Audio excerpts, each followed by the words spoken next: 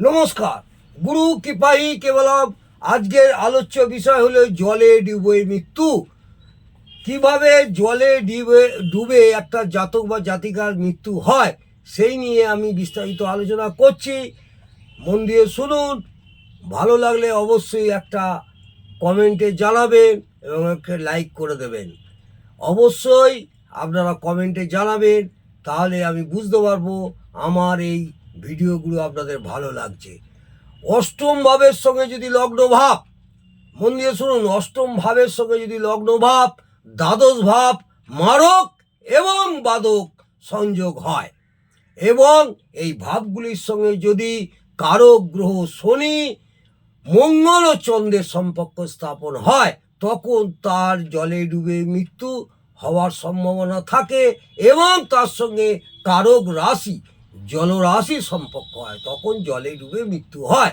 আমি আবার বলছি, অষ্টম ভাবের সঙ্গে যদি লগ্ন ভাব, অষ্টম ভাবের সঙ্গে যদি লগ্ন ভাব, দ্বাদশ ভাব মারক এবং বাদকের সংযোগ হয় এবং এই ভাবগুলির সঙ্গে যদি কারক গ্রহ শনি ও মঙ্গল ও চন্দ্রের সম্পর্ক স্থাপন হয়, শনি মঙ্গল ও চন্দ্রের সম্পর্ক স্থাপন হয় এবং তার সঙ্গে যদি কারক রাশি জলরাশির সম্পর্ক হয়, তখন জলে ডুবে মৃত্যু হয়।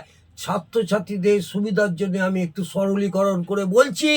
কারক ভাবকে অষ্টম ভাব প্রধান ভাব, কারক ভাব হচ্ছে অষ্টম ভাব প্রধান ভাব প্লাস লগ্ন ভাব প্লাস দ্বাদশ ভাব প্লাস মারক প্লাস বাধক। আর কারক গ্রহ এখানে শনি প্লাস মঙ্গল প্লাস চন্দ্র। কারক গ্রহকে শনি মঙ্গল ও চন্দ্র। আর কারক রাশিকে জলরাশি। কারক রাশি হচ্ছে জলরাশি। কারণ অষ্টম ভাব আপনারা জানেন, অষ্টম ভাব থেকে আমরা মৃত্যু বা নিধন বা দুর্ঘটনা বিচার করি। আর লগ্নভাব শরীর বা ব্যক্তি নিজে, লগ্নভাব শরীর বা ব্যক্তি নিজে। আর দ্বাদশ ভাব হচ্ছে মোক্ষ লাভ, পৃথিবী থেকে চলে যাওয়া, পৃথিবী থেকে চলে যাওয়া। আর মারক হচ্ছে মৃত্যু, মারক হচ্ছে মৃত্যু। বাধক হচ্ছে বাধা, জীবনটা স্তব্ধ হয়ে যাওয়া।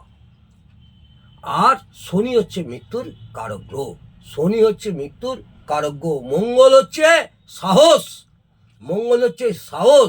চন্দ্র হচ্ছে তরল জল ও জলাশয়, চন্দ্র হচ্ছে তরল এবং জল এবং জলাশয়। আর জলরাশি হচ্ছে জল। তাহলে বোঝা গেল। আজকে এই পর্যন্ত।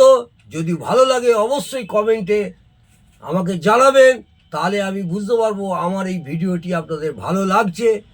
আগামী দিনে আরও ভালো ভালো বিচার পদ্ধতি নিয়ে আলোচনা করব। নমস্কার, জয় মা তারা। ভালো থাকুন, সুস্থ থাকুন, আনন্দে থাকুন। জয় জয় তারা।